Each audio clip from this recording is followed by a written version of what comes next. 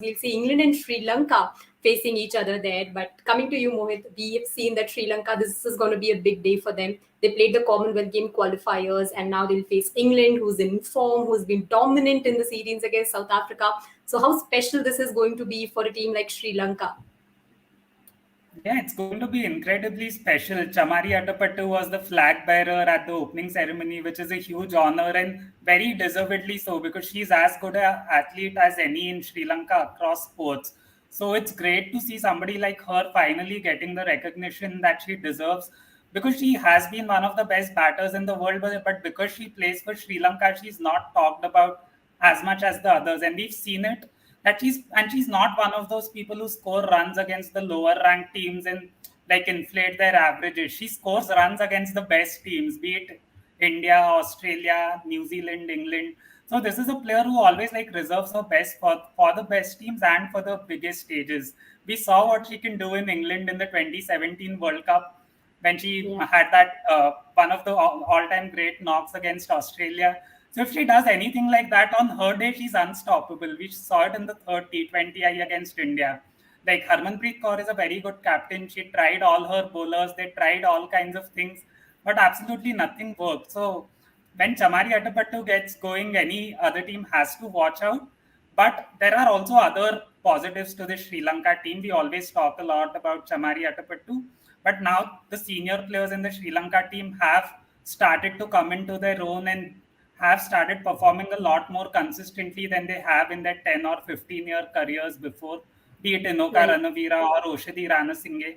Both of them will bowl a lot in those first 6 to 10 overs. And again, England has a new look top order because Sophia Dunkley is a great player, but she doesn't have a lot of experience opening the batting. Heather Knight is not going to be playing today. That is a big miss. Nat Sever is a very good captain, but again, she doesn't have a lot of experience of captaining at the international level. So you never know if Oshadi Ranasinghe or Inoka Ranavira strike early, take a couple of quick wickets. The England lower order now no longer has Sophia Dunkley. Danny White obviously always bats as opener in T20I. So if you reduce them, are you trying to say that Sri Lanka is going to beat England today?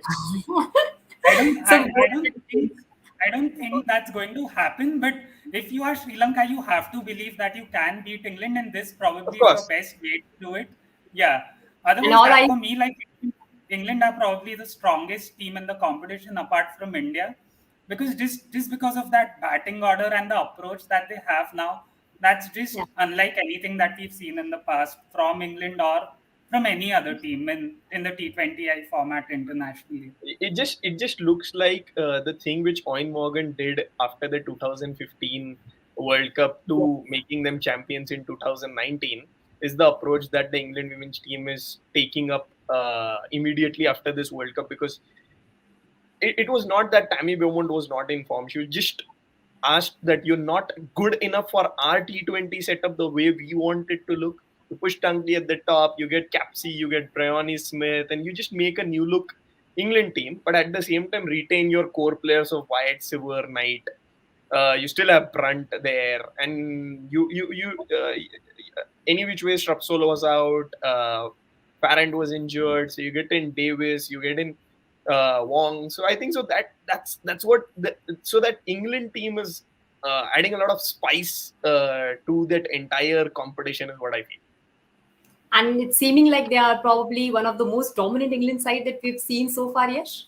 In T20 yes. Yeah. Because so their approach is very clear that we need to go from ball one. And because they have a batting lineup which goes till Eccleston, because even Eccleston, the time I think so I started her first seeing in 2017, she was not able to clear those sixes that she's able to do right now. The last 1-2 years, if you see, she's ready to whack those balls for any wherever you push her. If there are 5 or 6 balls left, she'll try to just clear it off for sixes. That's what I think are the power that she's added. So if you see their batting lineup, it bats till 8-9, which is the similar situation with Australia. So they're just taking Australia's leaf in the book and they're just saying that, okay, just like Australia is saying, Perry, you're not good enough, so you will be in our 15 but not in our 11. The same way they're saying, Beaumont, you're not good enough for our T20s, you're not even in our 15. Well, that's an important point because that's what we saw in the game against India also, that Australia's depth in batting saved the day for them because the batting unit struggled there. But before we wrap this up, quick predictions from our experts on this match. Of course, England have shown a dominant and fearless brand of cricket in the series against South Africa, and Sri Lanka have nothing to lose. But quickly tell me, Mohit, who's going to have that edge? Do you think still Sri Lanka can get some surprise there? Yeah, I think you put it beautifully. Sri Lanka have nothing to lose, and that is the attitude that they should go in with. And then once you play fearlessly, anything can happen. We have seen it many times in the past. England are obviously the favorites, but I hope we Yeah. get to see Chamari Atapattu at her best, so that all us cricket lovers are in for a treat today. So let's put it out that way that Mohit is rooting for Sri Lanka so that we have our experts on different pages. Mohit, yes, so that you'll go with England. I'm not going to go with Sri Lanka. The problem is when you see these Asian teams, before Harmanpreet Kaur took over the captaincy, even India was in the same situation that they do not play fearless cricket. The problem is they go and they have a very conservative approach. So except for Chamari Atapattu, the rest of the batters, they're not going to push your case of above 110 or 120 strike rate. That's going to be the problem for Sri Lanka. If Sri Lanka says our top seven are going to bat at 120 plus strike rate and Atapattu bats at 150 plus, that's where the chances come.